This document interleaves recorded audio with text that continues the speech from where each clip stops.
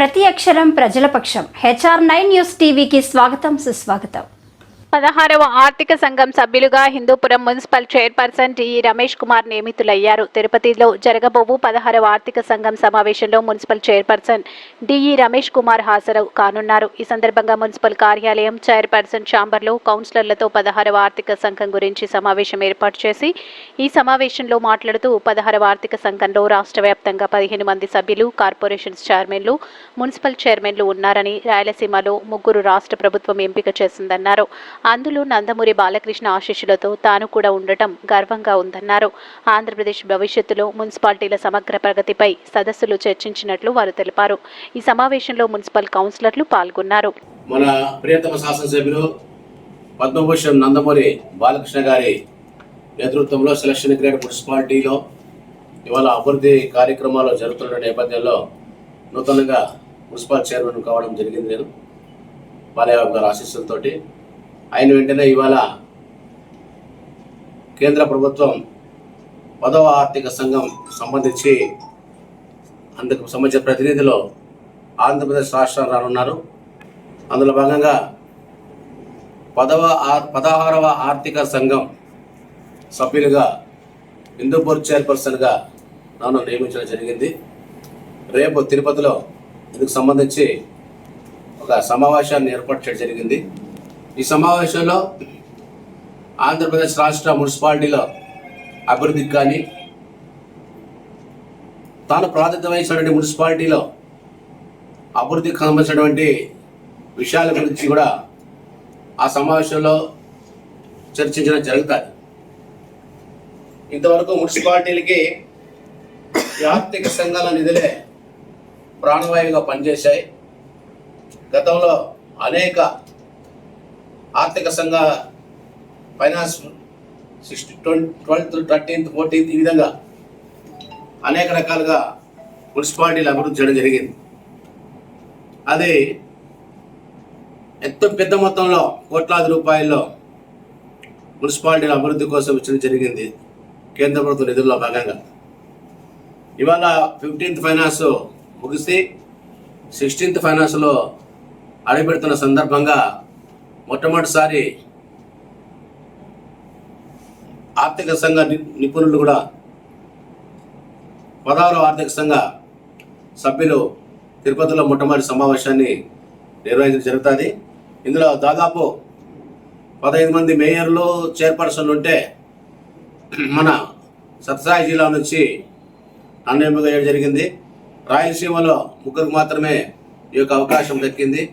ప్రియతమ శాసనసభ్యులు నందమూరి బాలకృష్ణ గారి ఆదేశాల మేరకు వారి నేతృత్వంలో మన మున్సిపాలిటీ డెవలప్మెంట్ గురించి ఆంధ్ర రాష్ట్రంలో మరి 16వ ఆర్థిక సంఘం యొక్క నిధులు ఏ రకంగా వినియోగిస్తే బాగుంటుందనే విషయం పైన రేపు జరిగే సదస్సులో మాట్లాడడానికి జరుగుతుందనే విషయాన్ని కూడా ఈ సందర్భంగా తెలియజేస్తూ, గతంలో 16వ ఆర్థిక సంఘం అనేక రకాలైనటువంటి నిబంధనలతో కూడుకొని మరి మున్సిపాలిటీ ఫండ్స్ రిలీజ్ చేశాయి.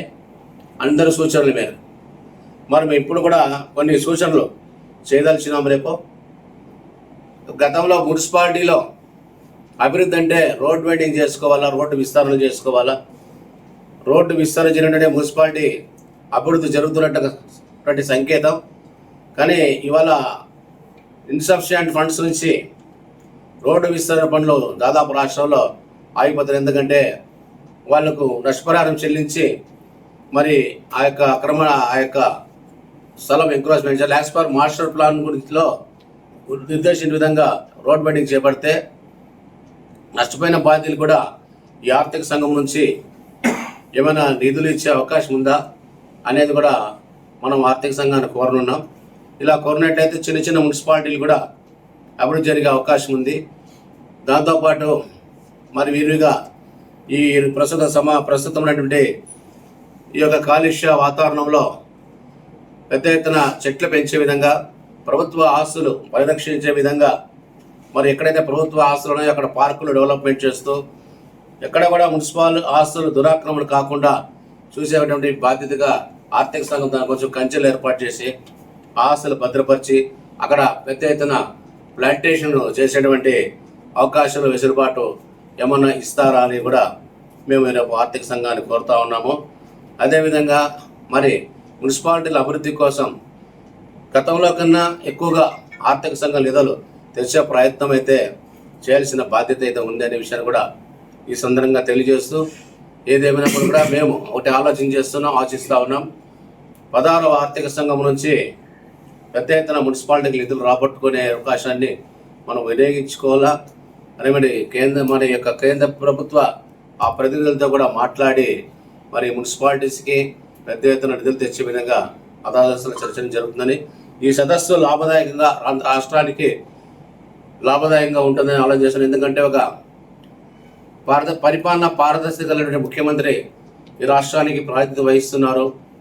మరి రాష్ట్రము అభివృద్ధి పరిగెడుతున్న తరుణంలో ఆర్థికమైనటువంటి విజలబాటులు, ఆర్థికమైన సహాయ సహకారం ఉండాలి. కాబట్టి మేము ఉమ్మడి ప్రభుత్వంలో ఉన్నాం.